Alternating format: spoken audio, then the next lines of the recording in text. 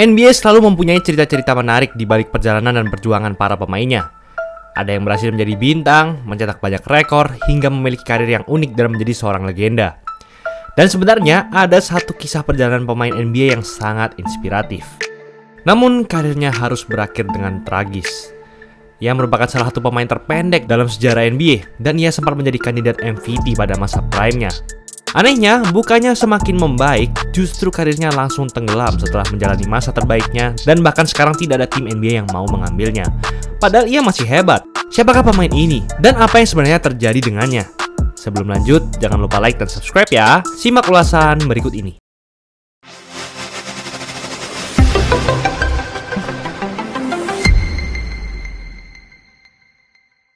Isiah Thomas lahir pada 7 Februari 1989 di Tacoma, Washington, Amerika Serikat. Ia diberi nama yang mirip dengan legenda NBA Isiah Thomas karena ayahnya kalah taruhan dengan temannya saat Detroit Pistons mengalahkan LA Lakers di final NBA 1989. Thomas bukan berasal dari keluarga basket. Ayahnya, James Thomas, adalah seorang inspektur di bidang penerbangan dengan tinggi 167 cm. Sedangkan ibunya, Tina Baltrip, adalah seorang suster dengan tinggi 170 cm. Tinggi badan Thomas pun akhirnya hanya dalam tanda kutip mencapai 175 cm saja hingga sekarang. Meski tidak memiliki tinggi badan yang cukup ideal, Thomas tetap berjuang untuk menggapai mimpinya menjadi pebasket hebat. Thomas memulai karir basketnya sejak SMA di Curtis Senior High School. Ia mencatatkan rataan 31,2 poin per game bersama mereka pada tahun ketiganya. Dan pada saat itu, ia mendapatkan tawaran beasiswa dari University of Washington. Namun, nilai akademiknya tidak mencukupi. Sehingga Thomas harus pindah ke SMA South Kent School untuk menyelesaikan tahun terakhirnya sebelum berkuliah. Thomas merupakan pemain yang atletis. Dengan badannya yang pendek, ia bisa melakukan ini.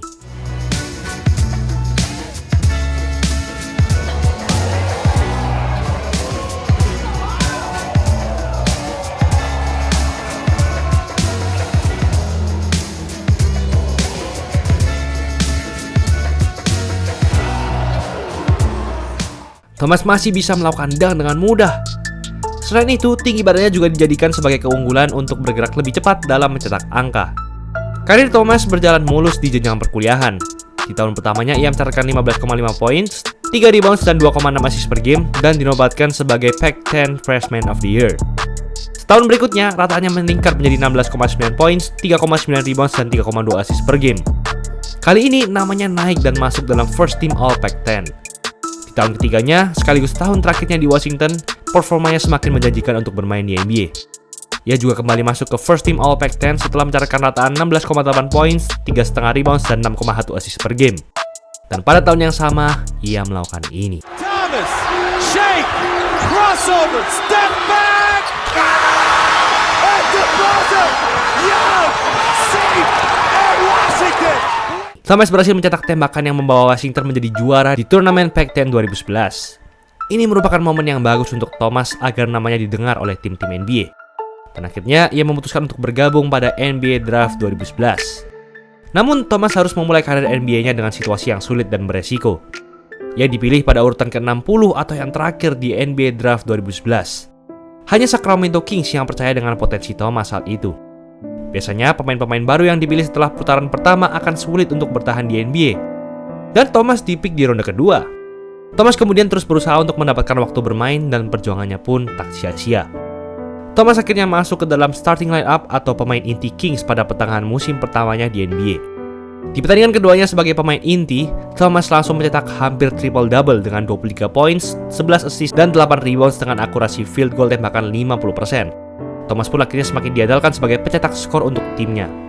Namun, meski dengan kehebatannya itu, Kings masih belum percaya dengannya.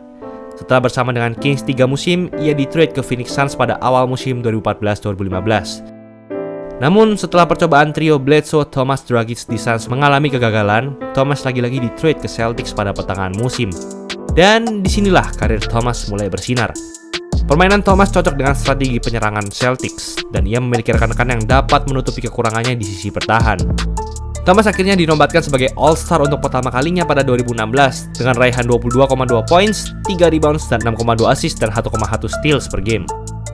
Namun sayang, Thomas dan Celtics dikalahkan oleh Hawks di babak pertama playoff dengan skor agregat 4-2. Di sisi lain, musim ini merupakan pembuka dari masa prime Thomas. Saat itu, ia adalah salah satu dari 2 pemain terpendek di NBA selain Kai Felder. 30 Desember 2016, Thomas mencetak poin tertinggi dalam karirnya saat itu dengan 52 poin melawan Miami Heat. Dan 29 diantaranya dicetak hanya di kuarter 4 saja. Dan ia mulai dikenal dengan julukan King of the Fourth. Ia kemudian dinobatkan lagi sebagai pemain All-Star dan Thomas menutup musim terbaiknya ini dengan catatan 28,9 poin per game, tertinggi ketiga dari semua pemain NBA di musim itu. Capaian Thomas ini juga dilengkapi dengan 2,7 rebounds dan 5,9 assist per game. Thomas bahkan menjadi salah satu kandidat MVP atau pemain terhebat NBA 2017, di mana dia finish di urutan kelima, pencapaian yang sangat luar biasa bagi pemain terpendek di NBA. Namun di tengah kesuksesan Thomas, ia harus menghadapi cobaan berat, baik fisik maupun mental. 15 Maret 2017, Thomas mengalami cedera pada pahanya. Namun ia masih tetap bermain dengan cedera itu sampai di babak playoff. Ia juga telah berkonsultasi dengan tim kesehatan Celtics dan mereka menyatakan bahwa Thomas tidak perlu operasi, cukup dengan istirahat saja. Thomas terus melanjutkan dominasinya bersama Celtics. Namun sebelum playoff 2017 dimulai, ia harus mendengar kabar duka bahwa adiknya, Sina Thomas, meninggal dunia karena kecelakaan. Tentu hal tersebut membuat Thomas sangat terpukul, hingga Celtics tidak bisa memenangkan 2 pertandingan awal melawan Chicago Bulls di ronde pertama. Namun Thomas akhirnya dapat mengendalikan dirinya. Mereka pun berhasil memenangi 4 pertandingan berikutnya dan melaju ke ronde kedua playoff. Setelah itu, Thomas melakukan ini. Isaiah Thomas is out there. Oubre's going to get the start, but they're going to have to guard him as a team. Isaiah Thomas! Thomas takes it at Porter. Thomas, He's got it! against Morris. 50 seconds to go. Washington up by 1. Isaiah Thomas. He's not human! Back.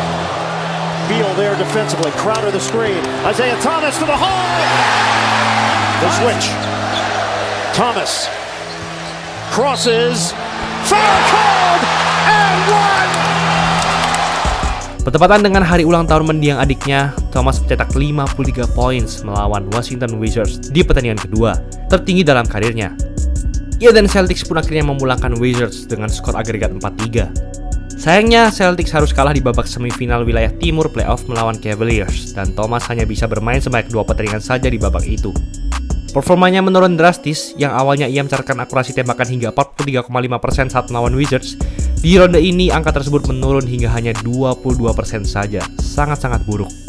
Hal tersebut dikarenakan kondisi pahanya yang semakin parah akibat cedera yang ia alami sebelum playoff dimulai.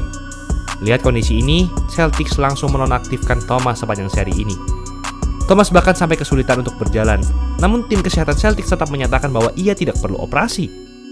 Dan siapa sangka dengan kondisi Thomas yang seperti ini, di mana ia sudah membantu Celtics keluar dari keterpurukan sejak ditinggal bintang-bintangnya pada 2013, ia di-trade oleh Celtics ke Cavaliers sebelum musim 2017-2018 dimulai. Saat ia kembali bermain, Thomas kehilangan sifat atletisnya karena cederanya itu.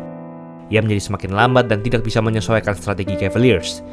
Pada pertengahan musim, Thomas lagi-lagi ditukar ke LA Lakers dan sejak itu ia jadi sering berpindah-pindah tim. Sejak 2020 sampai sekarang, hampir tidak ada tim yang mau mengambil Thomas. Sejak 2018 hingga 2022, ia bermain untuk 6 tim berbeda. Dan sebagian besar dari mereka hanya memberi Thomas kontrak 10 hari saja untuk bermain, dan tak lama kemudian tim itu membuang Thomas. Saat berada di lapangan, Thomas juga tidak dapat memberikan hasil yang memuaskan. Sejak 2020-2021, ia tidak pernah mencatatkan lebih dari 10 poin per game, dan ia tidak pernah dimainkan lebih dari 26 menit per game. Saat ini, Thomas masih tidak memiliki tim sejak 2021-2022 lalu, artinya sudah hampir 2 tahun. Sebenarnya pada 2021, Thomas sempat mengikuti Liga Crossover Pro-Am dan ia melakukan ini.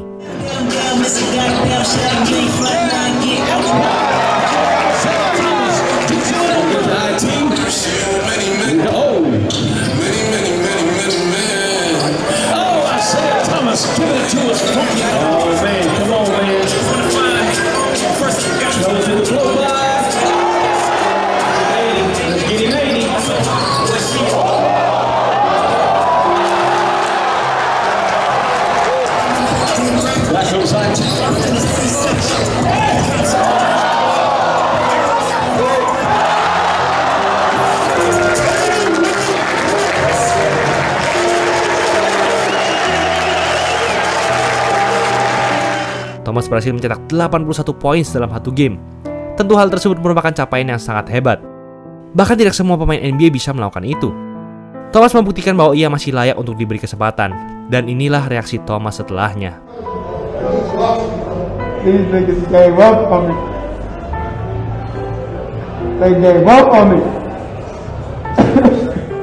Awalnya merupakan seorang bintang dan kandidat MVP, Thomas langsung berubah menjadi pemain yang biasa saja dalam semusim. Tidak ada yang mempercayainya lagi untuk bermain di NBA. Thomas bisa saja mempertahankan performa dominannya apabila tim kesehatan Celtics menangani cederanya dengan serius saat itu. Namun nyatanya, karir yang sudah diperjuangkan susah payah oleh Thomas harus kandas begitu saja di tangan mereka. Itulah ulasan mengenai episode kali ini. Tahun baru isi Sportswear lagi promo 100.000 doang plus setel. Kualitas dijamin terbaik, full print, jahitan rapi, 100% polyester, nyaman pol. Dari ukuran bayi sampai jumbo ada semua, gak usah takut kekecilan atau kebesaran. Kalau ada yang cacat langsung kami ganti 100%, kepuasan pelanggan nomor 1. Custom jersey olahraga apapun cuma mulai dari 100.000 per setel di isi Sportswear aja.